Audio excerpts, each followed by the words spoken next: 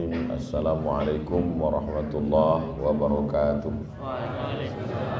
Alhamdulillah, wassalatu wassalamu ala rasulillah Sayyidina wa maulana Muhammad ibn Abdullah wa ala alihi wa sahbihi wa man tabi'ahu wa mawalah. Subhanaka la ilma lana illa ma'allamtana innaka antal alimul hakim. Rabbi shrah li sadri wa yassir li amri wahlul 'uqdatam min lisani yafqahu qawli. Al-habaib, al-afadil, al-ulama, al-ajilla, Sayyidi al-habib Rifki al-hamid Habib Ja'far al-Jifri, sahibul fadilah, fadilatul ustaz Dr. Amir Faisal, serta para asatiz, guru-guru kita semua, bapak-bapak, ibu-ibu, adik-adik, insyaallah kita semua dimuliakan Allah Subhanahu wa taala. Amin ya rabbal alamin. A'udzu billahi minasyaitonir rajim. Inna awwala baitin wudi'a lin-nasi lalladzi bi Bakkah mubarakah. Bangunan yang pertama di atas dunia ini adalah bangunan yang ada di Bakkah. Nama lainnya adalah Makkah, nama lainnya juga adalah Ummul Qura. Itulah dia Al-Masjidul Haram. Subhanalladzi asra bi'abdihi lailan minal masjidil haram ilal masjidil aqsa. Bangunan yang kedua juga adalah masjid. Kam bainahuma, berapa jarak antara keduanya? Arba'una sanah, 40 tahun. Bangunan pertama di atas dunia ini masjid, bangunan kedua juga masjid. Nabi Muhammad SAW sampai ke Quba, yang pertama dibangun juga adalah masjid. Hari Senin, Selasa, Rabu, Kamis, Jumat berdiri Masjid Quba. Sampai ke Yathrib, dirubah namanya menjadi Al-Madinah Al-Munawwarah, juga yang dibangun juga adalah masjid. As-Sahabi Al-Jalil Amr bin As ketika sampai ke Afrika Utara, nama kotanya Fustat, yang sekarang dikenal dengan Al-Qahirah. Masjid pertama di benua Afrika adalah bangunan Masjid Amr bin As. Imam Syafi'i mengajar di situ tahun 200 sampai tahun 204. Dan hampir seluruh sultan-sultan ketika sampai ke negeri Nusantara ini, mereka rata-rata membangun masjid. Di antaranya Sultan Abdurrahman bin Husain Mufti Mempawah Al-Gadri membangun masjid. Jadi kalau kita lihat dalam sejarah, mereka ingin supaya awal peradaban itu berawal dari masjid. Jadi kalau kita mau punya kejayaan seperti kejayaan mereka dulu, kita ikutlah langkah-langkah mereka. Tidak perlu membuat langkah baru, tinggal ikut saja apa yang sudah mereka buat.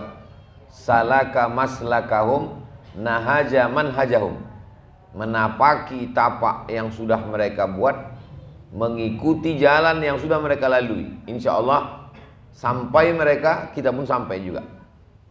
Kalau kita buat jalan yang baru, boleh jadi sampai juga, cuma tak tahu entah kemana sampainya. Nah, jadi kalau mau kita ikut sajalah jalan yang sudah mereka buat, yaitu membangun peradaban ini berawal dari masjid. Agaknya itulah yang diinginkan oleh Munzalan, sehingga semuanya berawal dari masjid. Kemarin kita di Sintang, di tanah itu akan dibangun tempat mancing, play, anak-anak bermain, ada cottage, tapi bangunan pertamanya adalah masjid. Sehingga semua orang ketika singgah, sholat, setelah sholat baru terbuka matanya. Oh, ternyata habis sholat kita anak perlu main-main. Oh, ternyata setelah sholat bapak-bapak yang capek, lelah, letih, mau refreshing, perlu mancing. Jangan sampai sudah mancing dari zuhur ke asar maghrib, tidak sholat karena alasan tak ada tempat sholat. Belum ada lagi dalil boleh jamak qashar karena mancing. Ilatnya itu safar, bukan karena mancing. Tidak sholat di tempat pemancingan karena tidak ada tempat sholat. Padahal mestinya tempat sholatnya duluan, barulah tempat-tempat yang lain bermunculan. Jadi kalau kita lihat yang dilakukan oleh Nabi Muhammad SAW membangun peradaban Islam berdasarkan Masjid Nabawi, ada tiangnya Ustuwanatul Wufud, menghadap kita ke arah kiblat. Di sebelah kiri Ustuwanatul Wufud, tiang wufud, utusan-utusan tamu-tamu. Jadi menyambut tamu di tiang masjid. Di samping Ustuwanatul Wufud, Ustuwanatul Haris, tiang penjaga. Disitulah tegak Sayyidina Ali menjaga Nabi Muhammad SAW. Tamu-tamu disambut di masjid, sehingga ketika azan berkumandang, tamunya ikut sholat. Sekarang tidak begitu. Orang menyambut tamu di satu ruang yang saking kan kedap suara azan pun tak masuk. Yang menyambut tamu tak sholat, tamunya pun ikut tak sholat. Tamunya pun ustadz juga, segan permisi. Akhirnya tidak sholat. Lebih hormat kepada manusia daripada kepada Allah Subhanahu wa ta'ala. Lalu kemudian ketika para sahabat itu berperang, pulang dalam keadaan luka-luka, sakit, dan mereka diobati di teras Masjid Nabawi itu. Maka muncullah ide untuk membuat klinik-klinik. Seorang ulama Mesir, Al-Azhar, berwarga negara Suriah, bernama Syekh, penulis kitab As-Sunnah wa Makanatuha fit Tashri' Al-Islami, Syekh Mustafa As-Sibai, menulis Min Rawai'i Hadaratina, di antara kehebatan peradaban kita.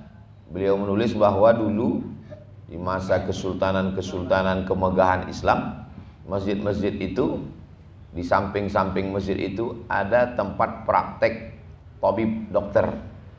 Nah, ini jadi dokter-dokter itu kita minta waktunya untuk membuka praktek di masjid. Kalau dia bersedekah gajinya, zakat namanya, dia juga mesti berinfak waktunya. Kalau dia punya waktu praktek dalam sepekan 7 jam, lain lagi di rumah sakit, dia punya praktek di rumah, dia punya praktek ruko di toko dia, maka dia juga mesti meluangkan waktunya 1 jam, kita minta. Jadi dokter tidak hanya sekedar sholat berjamaah. Jadi kalau ada orang ngomong, itu Pak dokter tuh hebat Pak Ustadz, sholatnya berjamaah. Dokter sholat berjamaah biasa. Yang luar biasa itu kalau tidak sholat berjamaah. Dokter sholat berjamaah, polisi sholat berjamaah, tentara sholat berjamaah, memanglah itu biasa. Tapi yang luar biasa itu kalau dia mau meluangkan waktunya. Saya sholat berjamaah di sini dan saya kasih sepekan 1 jam untuk orang konsultasi kesehatan, untuk periksa, sehingga orang yang selama ini sakit badannya, sakit zohirnya, tidak pernah ke masjid, mampir dia ke masjid. Yang di dekat masjid itu ada tempat ruang praktek dokter, klinik kelamin untuk orang periksa penyakit, klinik kulit, klinik bersalin. Maka ketika masuk waktu sholat, dokternya berhenti, sama-sama sholat ke masjid. Yang selama ini mungkin tidak sholat, tidak pernah ke masjid, tapi begitu kali itu, mau tidak mau, suka tidak suka, dia pasti akan ke masjid. Kenapa? Karena terkondisikan oleh keadaan. Mungkin seorang suami mengantar istri periksa, cek kesehatan kehamilan. Dia tidak ada niat mau sholat, tak ada niat mau ke masjid, memang tak pernah sholat, tak ke masjid, bukan ahli masjid, bukan ahli sholat. Tapi begitu terkondisikan, azan berkumandang, kata Pak dokter, kita berwuduk dulu, kita sholat dulu. Akhirnya mau tidak mau, suka tak suka sholat. Mungkin itulah sholat dia yang pertama, tanpa harus membacakan ayatnya wa aqimus sholat. Satu orang ayyahdiyallahu bika rajulan wahidan, satu orang dapat hidayah kanamu, khairum min humurin na'am, lebih baik daripada seekor unta yang merah. Jadi hidayah itu melalui masjid dengan cara-caranya. Agaknya itulah yang ingin dilakukan Masjid Munzalan, supaya lebih banyak pintu-pintu dakwah, tidak hanya melalui pintu khutbah dan tausiah yang jumlahnya yang datang itu limited. Di beberapa masjid yang datang itu 7 tahun ke bawah, 71 ke atas. Yang 7 tahun ke atas sudah diambil warnet, yang 17 ke atas sudah diambil game online, yang di atas itu sudah diambil kantor, institusi, tinggal lagi orang-orang yang memang tak ada tempat lain kecuali hanya masjid. Apa bedanya dengan tempat-tempat ibadah Eropa yang ditinggalkan anak muda, akhirnya lama-lama dijual. Nauzubillah. Masjid tidak akan mengalami seperti itu insya Allah. Lagi-lagi kalau pengelolaan masjidnya ditata dengan baik. Masjid juga menjadi tempat penetapan hukum. Makanya pada masa kesultanan di Jawa, maka sultan membuat mahkamah syariah itu di emperan masjid. Begitu selesai sholat Jumat, ditetapkanlah. Dulu pun pelaksanaan qisas di Masjidil Haram, samping Masjidil Haram, sampai akhirnya karena terlalu ramai, akhirnya dipindahkanlah ke Jeddah, Masjid Qisas yang di Kornes, yang di awal-awal dulu dilaksanakan di samping Masjidil Haram, sehingga komplek masjid terpadu, semua ada, kesehatan ada, tempat hukum ada, konsultasi ada, lembaga pendidikan ada, karena di masjidlah dibangun halakoh lingkaran. Jadi begitu selesai sholat, ada satu lingkaran, ada satu lingkaran. Dilarang membuat lingkaran dalam masjid kalau yang dibicarakan adalah urusan dunia. Maka kata Nabi, kalau selesai sholat jangan lagi ada lingkaran-lingkaran, pulang. Tapi kenapa tetap ada halakoh? Karena dalam satu masjid itu ada beberapa halakoh. Yang di sana halakoh tahsin, tajwid, yang di sana halakoh qiraat, yang di sana halakoh tafsir, yang di sana halakoh hadis. Jadi awal dari pendidikan Islam itu berawal dari masjid. Minal jami' ilal jami'ah.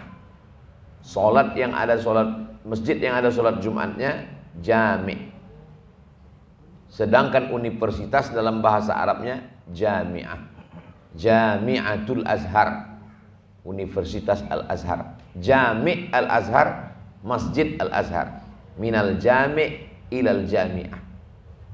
Jadi ada orang yang belajar di jamiah dengan sistem SKS, 16 tatap muka, potong UAS dan UTS, libur banjir, libur asap, libur gempa.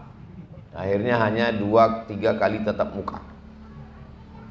Ketemu dengan yang alumni halakoh talaqi masjid yang ilmu sangat berkualitas, menghafal matan, selesai matan masuk ke syarah, istimbat hukum, berurutan dari mulai matan takrib, naik ke Fathul Qarib, masuk i'anatut talibin, sampai kepada al-mahalli, khusus dalam mazhab Syafi'i.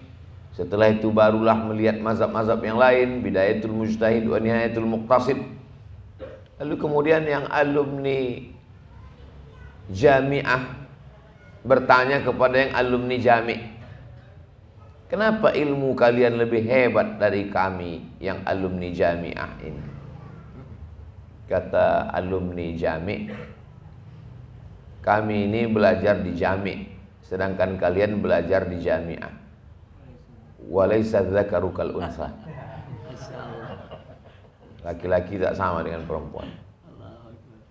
Itu pun senyumnya bisa 2 minggu lagi. Apa maknanya? Bahwa alumni masjid itu luar biasa. Dia ditempa, dibesarkan, dididik dengan sistem yang luar biasa. Dulu kalau kita kenal, hampir semua ulama-ulama besar Nusantara itu alumni jami'. Syekh Muhammad Hashim Asy'ari alumni jami'. Kiai Haji Ahmad Dahlan alumni jami'. Cobalah baca biografinya. Belajar di Masjidil Haram, belajar di Masjidil Haram. Karena tiang-tiang Masjidil Haram itu adalah tempat halaqah-halaqah. Tiang ini syekh ini, tiang ini syekh ini, tiang ini syekh ini.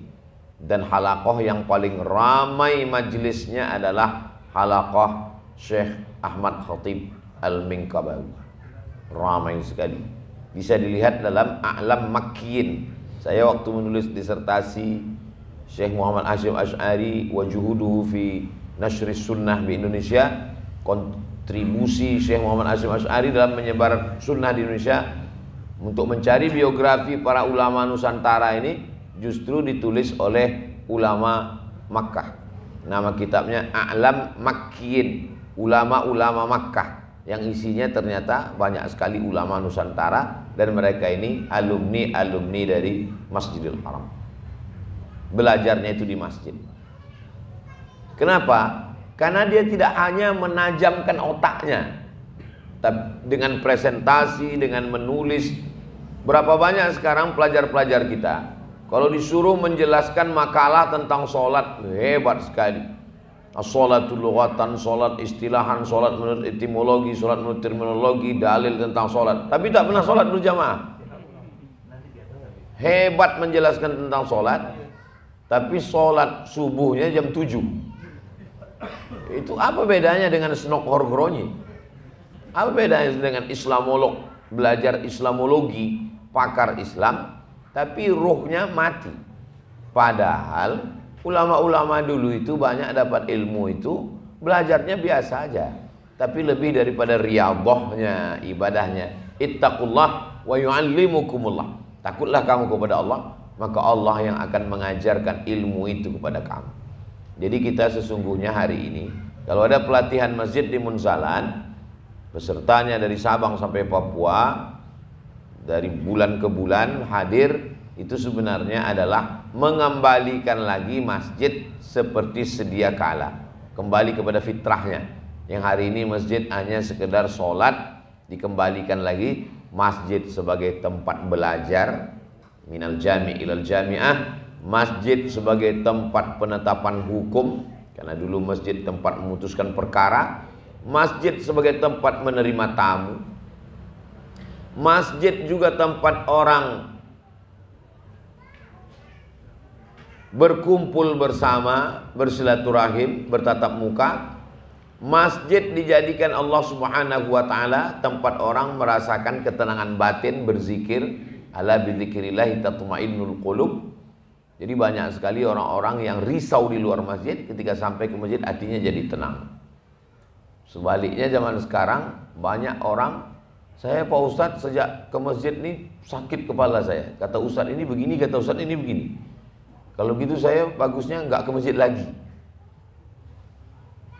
Jadi kalaulah orang sudah stres di luar masjid, di kantor dia ada tekanan, di rumah dia ada masalah, di jalan dia kena tilang, dia mau mencari ketenangan di masjid.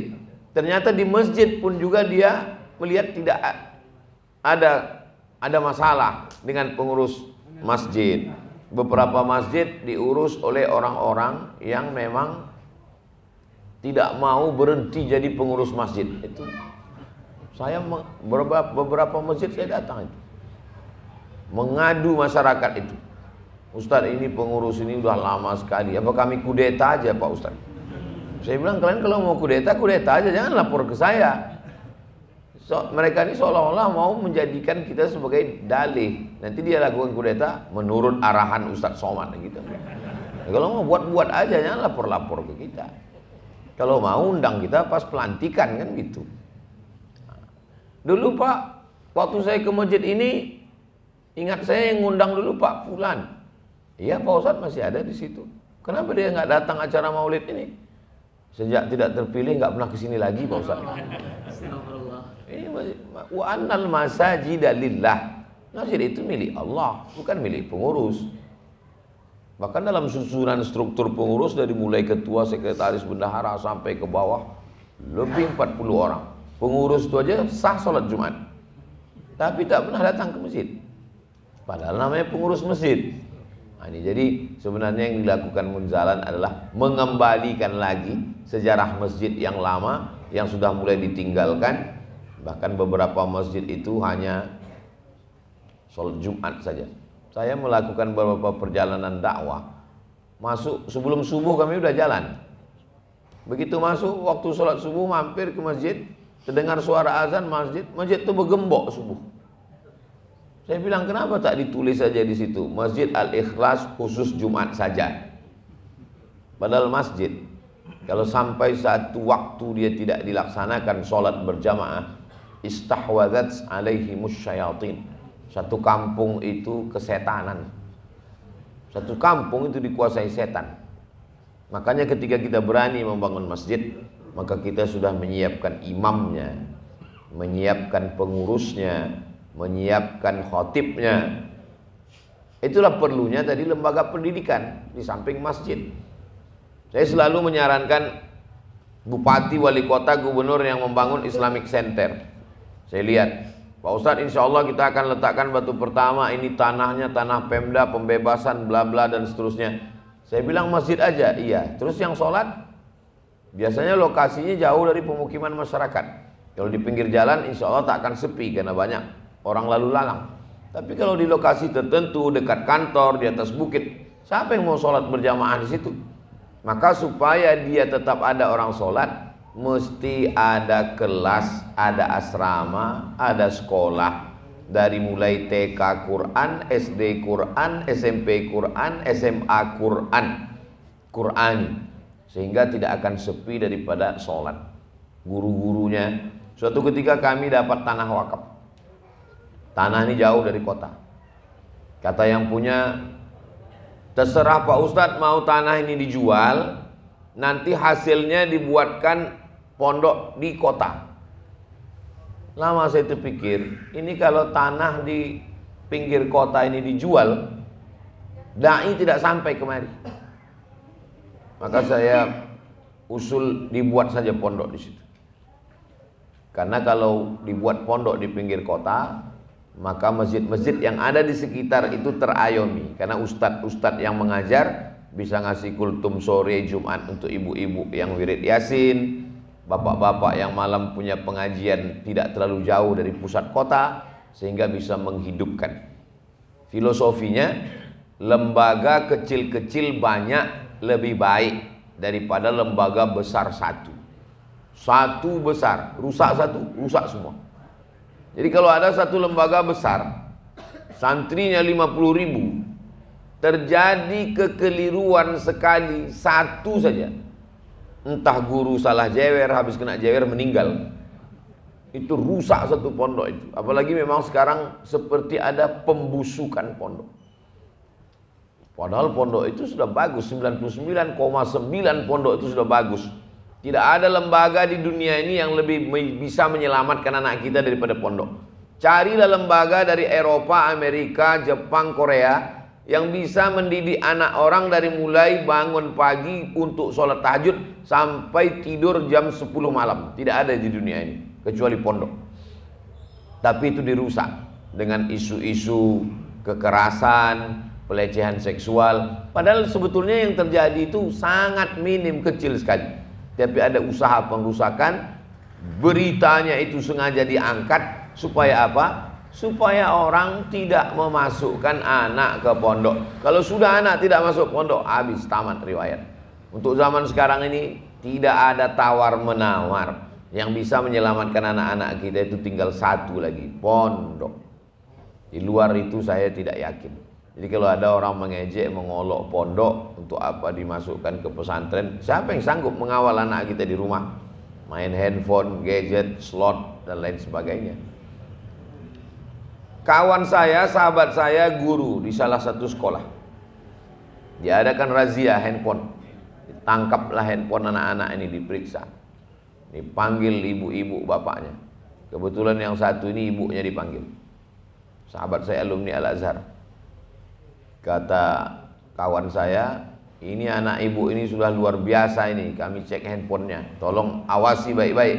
Kami di sekolah hanya bisa mengawasi dari pagi jam 8 sampai jam 4 sore. Tapi di rumah ibu, kata ibu itu, mohon maaf Pak, itu bukan handphone dia, handphone bapaknya.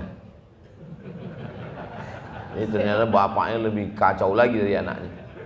Dibawanya handphone bapaknya itu ke sekolah, tertangkap sama guru. Siapa yang bisa menyelamatkan? Kalau bapaknya saja begitu. Jadi yang bisa menyelamatkan ini tinggal lagi lembaga pendidikan yang berdekatan dengan masjid, yaitu pondok. Kalaupun dia tidak model boarding full day, karena lagi tren sekarang di pusat-pusat kota, berangkat pagi, titipkan anak, sore pulang dari kantor, ambil balik. Itu pun juga mesti pendidikan Islam. Kalau segmen ini tidak diisi oleh umat Islam, akan diambil orang lain. Ketika diambil orang lain, baru kita ribut. Kenapa anak sekolah di sini? Kenapa begini? Ini akidahnya apa? Ini orang selalu mengambil, kami ambil disiplinnya, kami ambil on time-nya, kami ambil bahasa Inggrisnya, kami ambil karena ini pernah dapat Nobel menang fisikanya.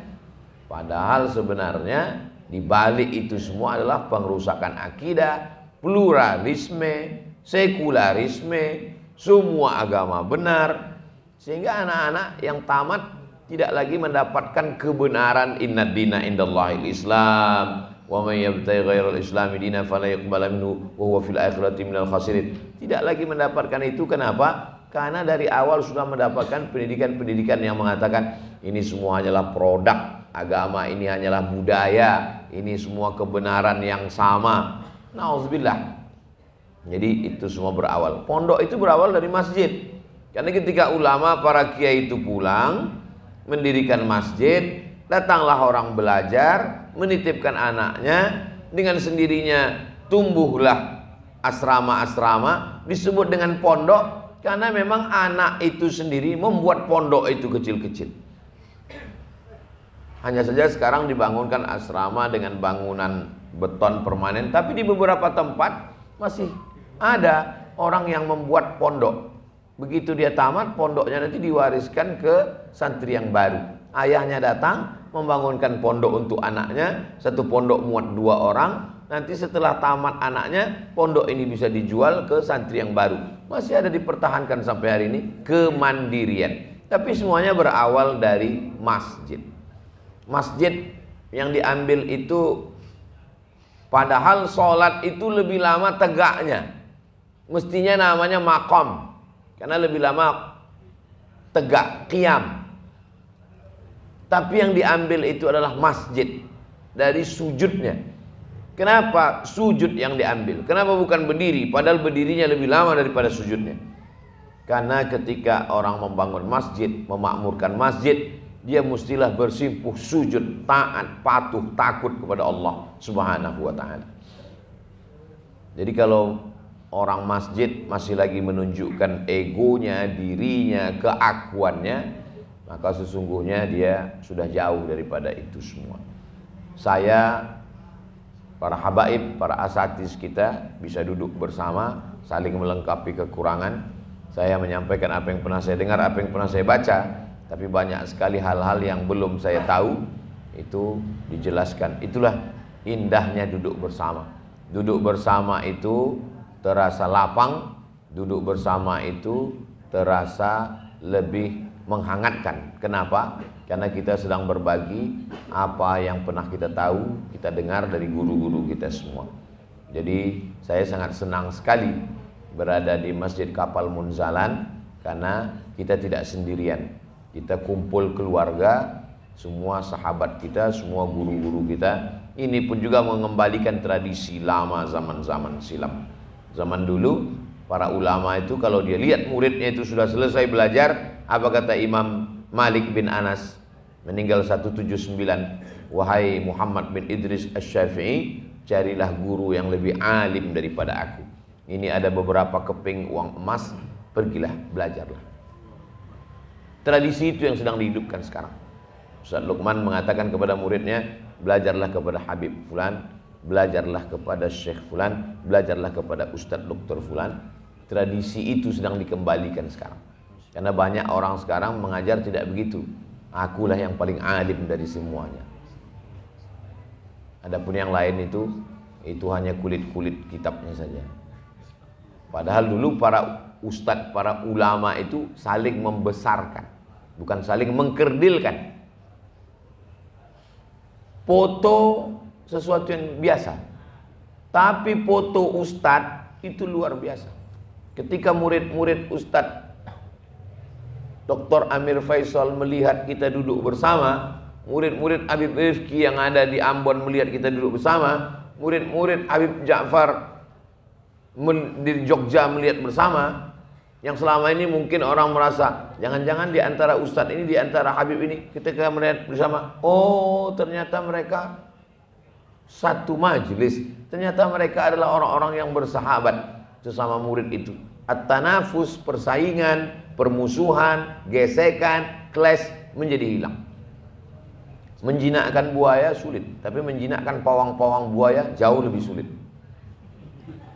Sehingga dengan mendudukkan para asatiz, para habaib, para ulama, itu efeknya luar biasa kepada umat. Dan itu di masjid, duduk di masjid. Di masjid tidak ada lagi keegoan, keakuan, semuanya adalah Allah. Yang masuk ke dalam masjid itu al-ardu ardullah wal ibadu ibadullah wa annal masajida lillah. Bumi yang diinjak milik Allah, hamba yang ada di situ hamba Allah, dan masjid adalah milik Allah. Makanya tidak pernah di dalam Islam itu ada masjid milik suku, masjid milik orang Minangkabau yang Melayu dilarang masuk. Enggak ada. Tidak ada masjid pakai bahasa tertentu, tidak ada. Mungkin walau waktu pengajiannya iya, tapi dalam sholatnya semua memakai satu bahasa, Allahu Akbar.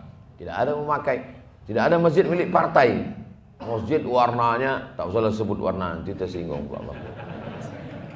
Tak ada. Jadi kalau ada orang partai mau buat masjid, ya buat aja. Tapi masjid itu tetap dengan bentuknya, dan masjid tidak menolak yang namanya peradaban.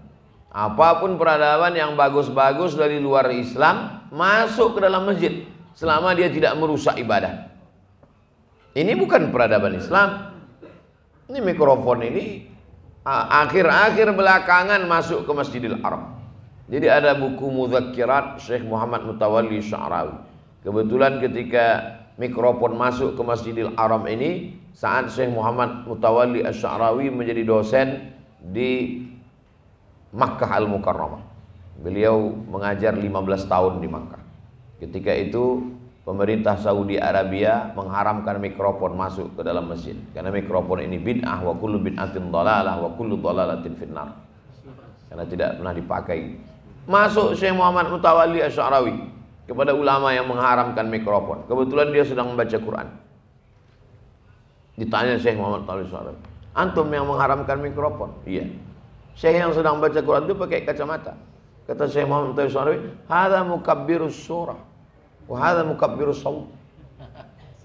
Ini mukabbir surah, ini memperbesar gambar, sedang ini memperbesar suara. Yang memperbesar gambar halal, kenapa yang memperbesar suara haram? Kan tugasnya memperbesar. Pakai logika akal. Jadi segala peradaban luar yang tidak Islam ketika masuk ke dalam masjid boleh dipakai. AC bukan buatan orang Islam. Memperbesar dingin. Apa salahnya? Itu jadi kita peradaban Islam masjid. Dulu di zaman Nabi tidak ada mihrab. Mihrab khusus tempat imam ini tak ada. Ini mihrab datang dari arsitek yang diundang oleh Abdul Malik bin Marwan dari Suriah. Dipakai karena bagus, ada khusus tempat imam. Akhirnya muncullah mihrab. Karena bangunan asli Masjid Nabawi rata saja di depan, tidak ada tempat mihrab khusus imam. Begitu juga tidak ada pakai menara, karena Bilal bin Rabah naik ke atas atap satah untuk mengumandangkan azan. Munculnya menara itu ketika mereka sampai ke Alexandria setelah naik sampan Bahtera melewati Laut Merah sampai ke pantai Iskandaria, mereka melihat ada tempat api menyala yang kita menyebutnya sebagai mercusuar. Tempat api itu dalam bahasa Arabnya disebut dengan manara, nar, tempat api di atas. Mereka melihat, oh ini bagus nih, apinya dibuang, muazzinnya naik ke atas. Sekarang muazzinnya di bawah, suaranya di atas. Jadi peradaban itu dibangun dengan melihat, oh ini bagus, bagus, ternyata masuk.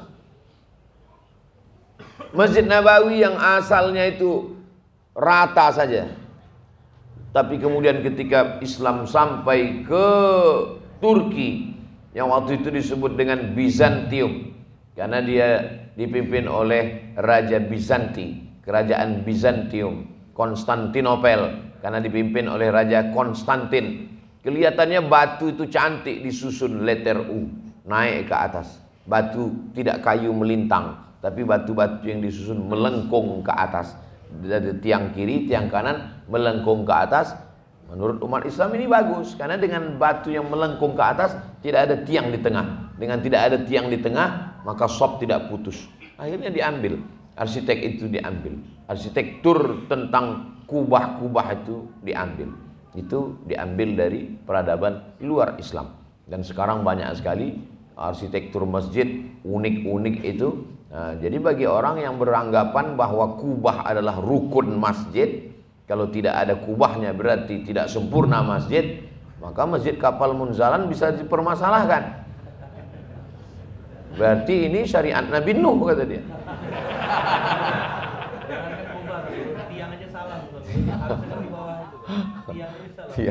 Jadi kita mesti memahami bahwa bangunan itu apapun arsitekturnya, selama dia baik, selama maslahat, karena Islam dia lebih pada substansi.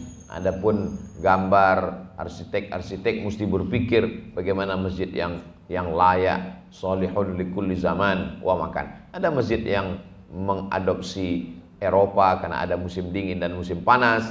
Ada masjid yang memperlihatkan bagaimana local wisdom, bagaimana budaya timur. Maka kita lihat sekarang, cobalah tulis di Google itu 10 masjid dunia, maka akan muncul arsitektur yang unik dari Indonesia. Kenapa? Karena mereka menilai dari bangunan yang luar biasa.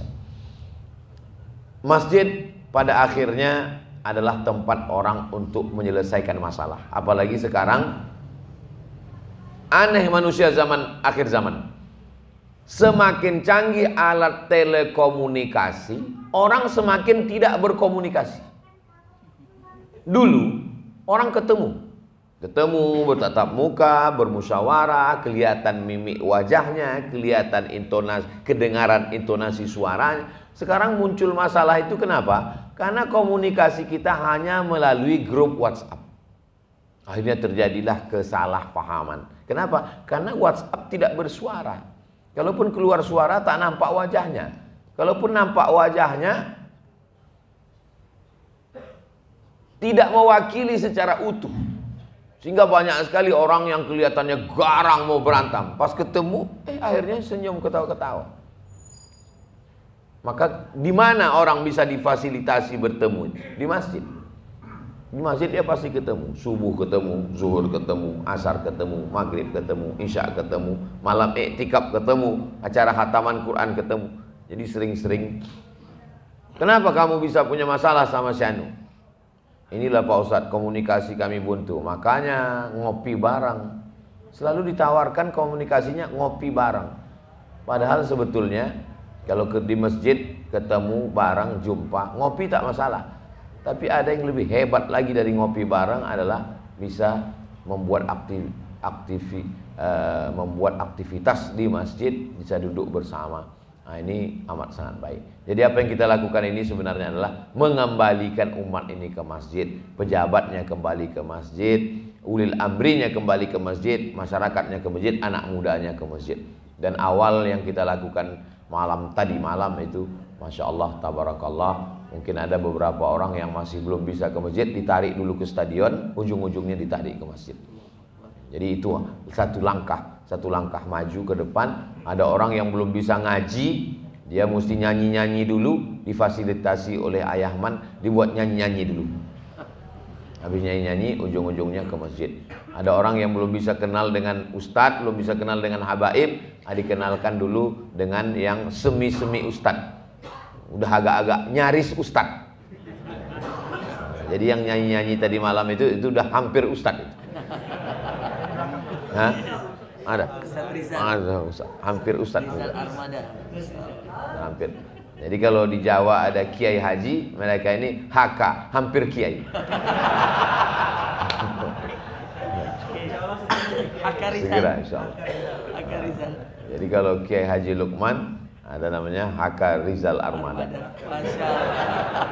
Mereka ini adalah orang yang memanggil umat untuk datang. Nanti setelah mereka masuk ke dalam, barulah mereka diisi kajian. Itulah yang dilakukan oleh Wali Songo dulu. Mereka pukul gending, mereka pukul gamelan. Orang mendengar dari luar, dengar, oh ini bagus ini, masuk ke dalam. Akhirnya setelah masuk ke dalam, barulah diajarkan sekaten, syahadatain, asyhadu an la ilaha illallah wa asyhadu anna muhammadar rasulullah. Jadi masuknya itu bukan dengan pedang terhunus. Siapa yang tidak la ilaha illallah pancung kepalanya. Kalau begitu mereka dulu masuk, tidak bersyahadat kita sekarang. Masuknya bersyahadat itu melalui kebudayaan, melalui pesan-pesan yang lembut. Akhirnya nenek moyang kita menerima Islam. Asyhadu an la ilaha illallah wa asyhadu anna muhammadar rasulullah sallallahu alaihi wasallam. Mudah-mudahan apa yang mereka lakukan dulu kita teruskan dan diteruskan oleh anak cucu kita, murid-murid kita, santri-santri kita. Kita saling melengkapi sehingga terjalinlah kumpul keluarga. Pada akhirnya kita menjadi keluarga besar dan rumah besar kita adalah masjid, dan mengembalikan umat ini kepada masjid. Dan nanti puncaknya sebagaimana mereka dulu jaya, Bani Khulafa Rasyidin, Bani Umayyah, Bani Abbasiyah, maka kita pun juga nanti akan mengembalikan kejayaan itu, walaupun kita tidak sempat menikmatinya. Kalau kita menanam pohon kurma sekarang, mati kita tidak sempat bernaung di bawah daunnya yang rimbun, kita tak sempat menikmati manisnya. Tapi insya Allah anak cucu kita, generasi santri masa depan menikmati, kita dapat amal jariahnya insya Allah. Apa yang kita lakukan hari ini itu belum tentu kita nikmati hasilnya. Ini perjuangan panjang. Banyak orang sekarang mau semuanya instan. Orang mau semuanya cepat-cepat berhasil. Padahal mie instan pun ternyata direbus juga. Jadi tidak ada yang instan dalam hidup. Semuanya berproses. Dan kita insya Allah masih percaya pada proses itu. Meletakkan batu pertama, membangun masjid, menyiapkan imamnya, menyiapkan para penghafal Qur'annya. Maka insya Allah apa yang kita lakukan ini diridhai Allah subhanahu wa ta'ala. Saya rasa itulah kajian subuh ini.